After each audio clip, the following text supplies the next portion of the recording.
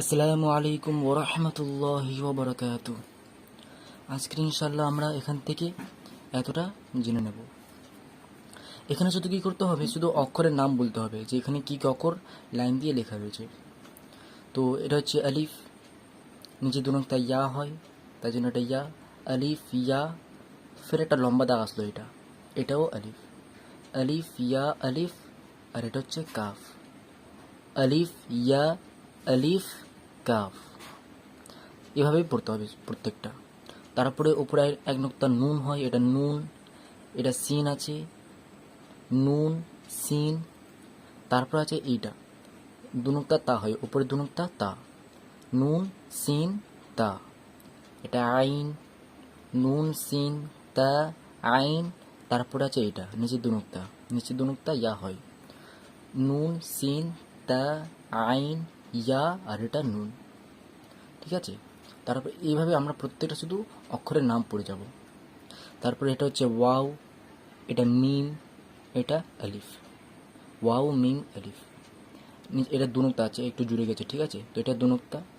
আর এটা হচ্ছে দাল, ইয়া দাল। এটা হচ্ছে র, এটাও নিচে দু নোক্তা ইয়া হয়, তার জন্য ইয়া। আর এইটা পুরোটা হচ্ছে কাফ, এটা হচ্ছে কাফ। ওয়াও মিম আলিফ ইয়া দাল র ইয়া কাফ। আচ্ছা, এটা লম্বা দাগ কিন্তু এটা আলিফ নয়, কারণ লম্বা দাগ নিচে গিয়ে বাম দিক ঘুরছে, তাই জন্য এটা লাম। এখানে দেখুন লম্বা দাগ তো ছিল, কিন্তু নিচে গিয়ে বাম দিক ঘুরছিল না, ডান দিক ঘুরছে বাট বাম দিক ঘুরছে না, তাই জন্য এটা আলিফই ছিল। এখানেও তাই হয়েছিল, লম্বা দাগ আছে, বাম দিক ঘুরছে না এই দাগটা, তাই জন্য এটা আলিফ ছিল। কিন্তু এই লম্বা দাগটা নিচে গিয়ে বাম দিক ঘুরছে, তাই জন্য এটা লাম। আর এটা হচ্ছে আইন, লাম আইন। এটাও লাম, কারণ নিচে গিয়ে এই দিক ঘুরছে, বাম দিক সাইড ঘুরছে এটা। তো লাম আইন লাম। আর এটা হচ্ছে হা, লাম আইন লাম হা। নিচে দু নোক্তা ইয়া হয়, তাই জন্য এটা ইয়া। তারপরে এটা হচ্ছে জা, ইয়া জা। এখানে দুটো অক্ষর আছে, এই একটা অক্ষর, নিচে এটা যদি বাদ দিয়ে আমি এটা যে পুরো রইল, এটা হচ্ছে কাফ। আর কাফের নিচে এটা হচ্ছে ইয়া। ঠিক আছে, অসুবিধা হলে মুখটা ভালো করে চিনে নিন যে উপরেরটা হচ্ছে কাফ আর নিচেরটা হচ্ছে ইয়া। কাফ ইয়া, ইয়া জা কাফ ইয়া।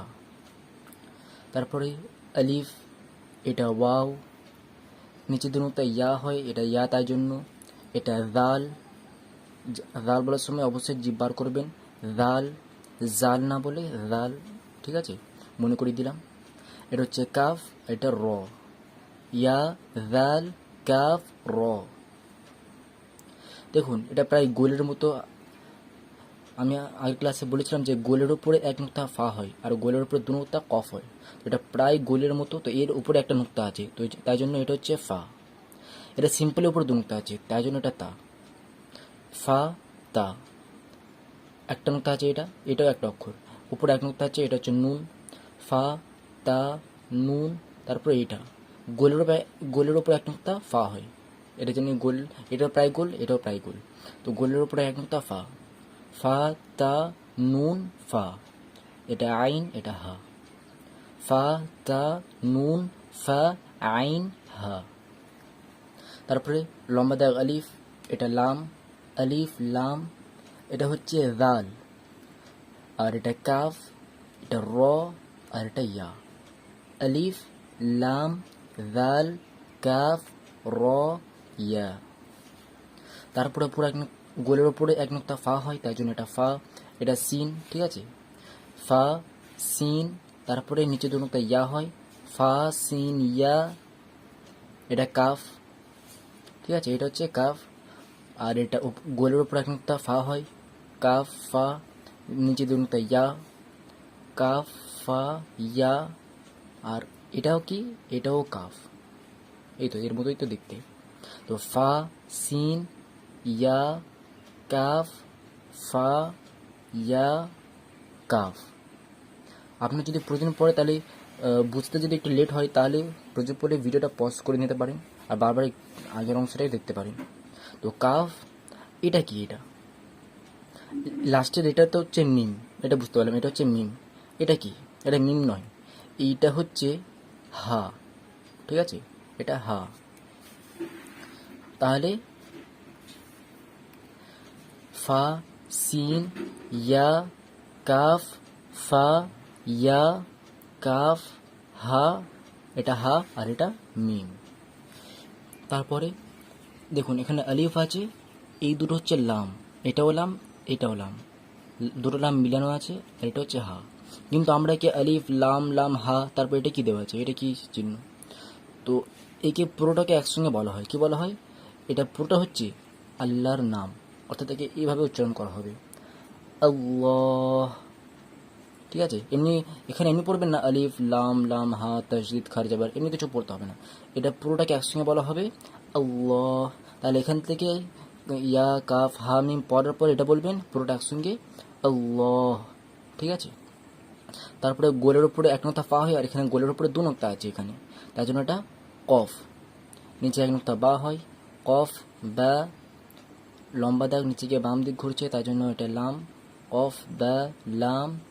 উপর দু নোক্তা তা হয়, এটা হচ্ছে হা, এটা হা, আর এটা হচ্ছে মিম, হা মিম, কফ বা লাম তা হা মিম।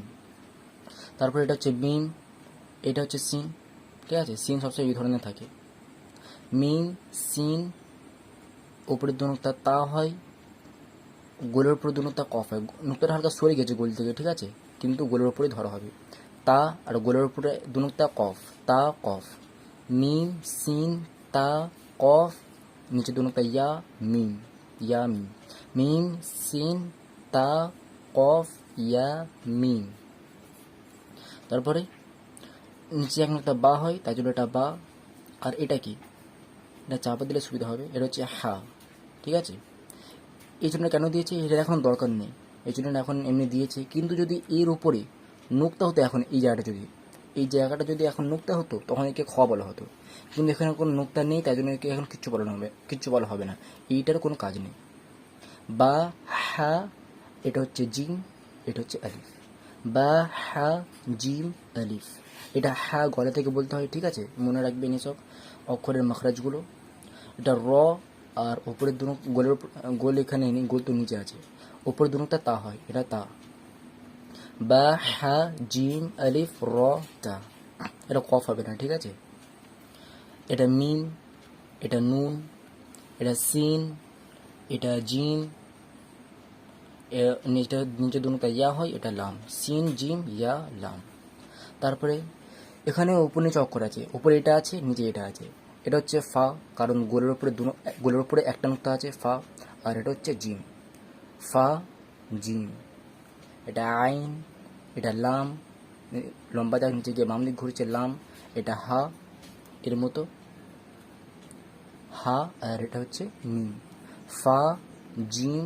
আমি আগে বলেছিলাম উপর নিচে অক্ষর থাকলে যে অক্ষরটা উপর থাকে তাকে আগে বলতে হয়, যে নিচে থাকে তাকে পরে বলতে হয়, তাই জন্য জিম ফা বলবো না, ফা জিম বলবো, ফা জিম আইন লাম হা মিম।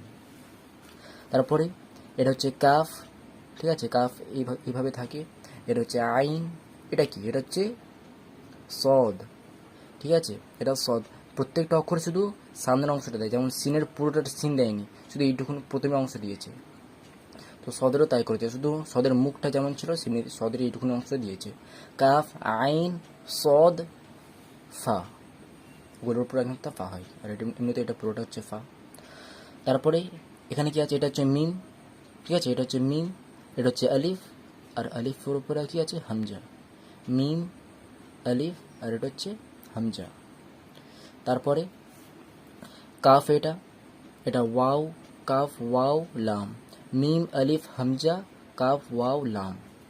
এটা লাম, লম্বা দাগ নিচে গিয়ে বাম দিকে লাম, উপরে দু নোক্তা তা হয়, তার জন্য এটা তা, লাম তা, উপরে এক নোক্তা নুন, নিচে এক নোক্তা বা, লাম তা নুন বা, আর এটা হচ্ছে হামজা, আর এটা নুন, লাম তা নুন বা হামজা নুন। তাহলে আশা করি বুঝতে পেরেছেন আপনারা এটা বেশি বেশি প্র্যাকটিস করবেন, কারণ অক্ষর এখানে অক্ষর পরীক্ষা করা হচ্ছে, যে আপনারা কত ভালো করে জড়িত অক্ষর যেখানে শিখলেন, যে মিক্স অক্ষর একসঙ্গে থাকবে, তো কীভাবে আপনারা এটা শিখতে পেরেছেন। মিক্স অক্ষর কোনটা নুন আছে, এটা সিন আছে, সব মিক্স করে দেওয়া আছে অক্ষরগুলো। তো কীভাবে অক্ষরকে চিনতে পেরেছেন, এখানে তারই পরীক্ষা করা হচ্ছে। ঠিক আছে, তো ইনশাআল্লাহ পরের ক্লাস থেকে আমাদের তখতি নাম্বার 3 শুরু হবে, হারাকাত। তাহলে ভালো করে প্র্যাকটিস করে নেবেন। কোনো প্রকার ডাউট থাকলে অবশ্যই আমাকে কমেন্টে জিজ্ঞাসা করে নেবেন। আসসালামু আলাইকুম ওয়া রাহমাতুল্লাহি ওয়া বারাকাতুহু।